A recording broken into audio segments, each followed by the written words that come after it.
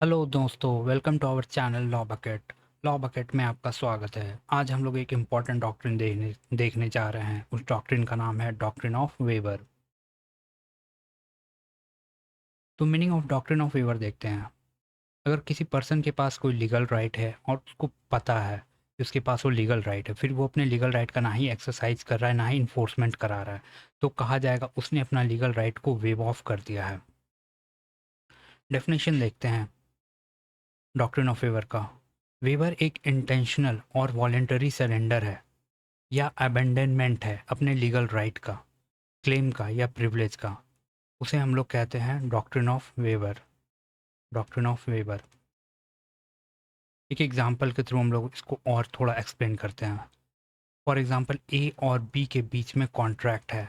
उस कॉन्ट्रैक्ट के तहत ए के पास कॉन्ट्रैक्चुअल राइट है टू रिसीव पेमेंट ऑन 1 जुलाई।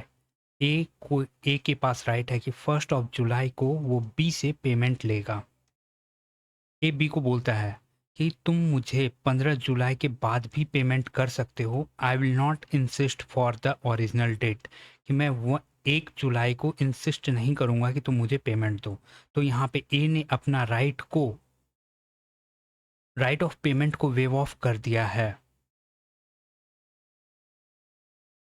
आइए अब दूसरे पड़ाव पे चलते हैं। इसका क्या है? Essential ingredients. तो इंग्रेडिएंट्स वेवर के क्या क्या हो सकते हैं? सबसे पहला है कि एग्जिस्टेंस ऑफ राइट होना चाहिए, कि राइट का एग्जिस्टेंस में होना चाहिए, कि किसी पर्सन के पास एक लीगल राइट होना चाहिए। जहाँ पे राइट ही नहीं है तो वहाँ पे वेवर नहीं हो सकता है। फॉर एग्जाम्पल, ए के पास राइट है बी से रेंट रिसीव करने का, तो ए इस राइट को अपना वेव ऑफ कर सकता है। दूसरा, knowledge of the right. Person को पता होना चाहिए कि वैसा राइट एग्जिस्ट करता है। कोई पर्सन किसी चीज को वेव ऑफ नहीं कर सकता जिसका वो अनअवेयर हो।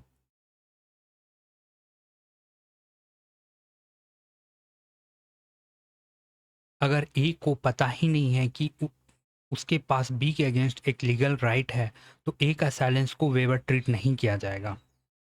थर्ड इंग्रेडिएंट क्या है? वॉलेंट्री रेलिंक्विशमेंट, कि अपनी स्वेच्छा से उसका त्याग कर देना। जो सरेंडर होना चाहिए, जो वेवर होना चाहिए, वो वॉलेंटरी होना चाहिए।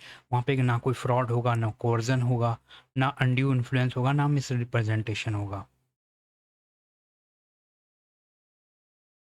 एक एग्जाम्पल के लिए देखते हैं कि अगर ए को फोर्स किया जाता है कि वो अपना राइट को गिव अप कर दे थ्रेट के अंडर।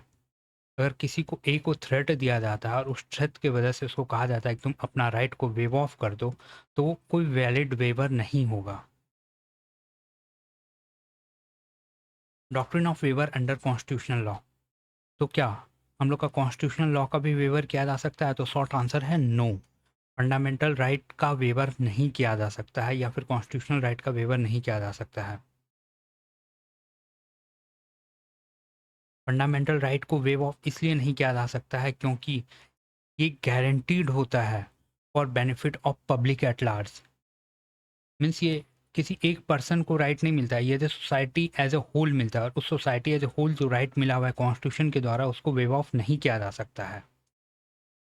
और इसी प्रिंसिपल को बार बार अपहेल्ड किया गया है सुप्रीम कोर्ट के बहुत सारे लैंडमार्क जजमेंट्स में। और इसका कॉन्स्टिट्यूशनल बेसिस क्या है? डॉक्ट्रिन ऑफ वेवर का कॉन्स्टिट्यूशनल बेसिस है आर्टिकल 13। आर्टिकल 13 ये कहता है कि अगर कोई भी लॉ फंडामेंटल राइट से इनकंसिस्टेंट है तो वो वॉइड होगा। अगर कोई पर्सन इस वायलेशन को लेके एग्री हो जाता है तो फिर भी ये जो लॉ है, अनकॉन्स्टिट्यूशनल लॉ, ये रिमेन वॉइड ही रहेगा। फॉर एग्जाम्पल, ऐसा कोई लॉ बनाया जाता है जिसमें कहा जाता है कि person can waive off their right to life under article 21, और वो पर्सन एग्री भी कर जाता है कि yes I am ready to waive off my right to life and personal liberty. तो ऐसा लॉ बन गया। पर ये जो लॉ बना गया है ये आर्टिकल 13 क्लॉज 2 का वायलेशन में बना हुआ है। आर्टिकल 13 क्लॉज 2 ये कहता है कि कोई भी लॉ जो फंडामेंटल राइट के डेरोगेशन में है, बन रहा है, पोस्ट कॉन्स्टिट्यूशनल लॉ, तो वो वॉइड होगा सिंस इंसेप्शन। अब जो चीज़ वॉइड है तो उसको तो इन्फोर्स नहीं कराया जा सकता है। और ना ही इसको कंसेंट के थ्रू उसको वैलिडेट किया जा सकता है। इसलिए डॉक्ट्रिन ऑफ वेवर का यहाँ पे एप्लीकेशन नहीं होगा। आइए हम लोग केस के थ्रू समझते हैं। पहला केस जो है डॉक्ट्रिन ऑफ वेवर के ऊपर, बहराम खुर्शीद पेशी काका वर्सेस स्टेट ऑफ बॉम्बे 1955। इसमें ये कहा गया था कि फंडामेंटल राइट को आप वेव ऑफ नहीं कर सकते, ये एक कॉन्स्टिट्यूशनल प्रिंसिपल में बेस्ड होता है। ये जो राइट्स होता है कॉन्स्टिट्यूशनल प्रिंसिपल में रूटेड होती है। दूसरा केस हम लोग देखते हैं Baseshar Nath versus commissioner of income tax. इस केस का बैकग्राउंड देखते हैं। पार्लियामेंट ने एक लॉ को इनेक्ट किया, उस लॉ का नाम था taxation on income investigation commission act 1947। और इस एक्ट के तहत एम्पावर किया गया था इन्वेस्टिगेटिंग अथॉरिटी को कि वो जो टैक्स इवेजन के जो सस्पेक्टेड मामले हैं उसका वो इन्वेस्टिगेशन करे। और इसके जो अलग अलग प्रोविजंस थे इस एक्ट के, अलग अलग टैक्स पेयर पे अलग अलग रूप से अप्लाई करते थे। और इसी अलग अलग प्रोविजंस जो अप्लाई करते थे अलग अलग पर्सन पे, different provisions apply to different person, तो इसी को चैलेंज किया गया for violating article 14 right to equality को देखते हुए। तो इस केस के फैक्ट्स क्या हैं? फैक्ट्स ये है कि बसेसर नाथ अक्यूज था अपना इनकम को छिपाने के लिए और टैक्स इवेजन करने के लिए। तो उसके अगेंस्ट प्रोसीडिंग इनिशिएट किया गया इन्वेस्टिगेशन कमीशन एक्ट के अंदर में। और इस प्रोसीडिंग के तहत वो एक सेटलमेंट एग्रीमेंट में एंटर कर जाता है टैक्स अथॉरिटीज़ के साथ। और इस सेटलमेंट एग्रीमेंट में बसेसर नाथ ने एग्री किया कि वो स्पेसिफाइड अमाउंट को पे करेगा और जो भी अथॉरिटीज़ की फाइंडिंग होगी उसको एक्सेप्ट करेगा।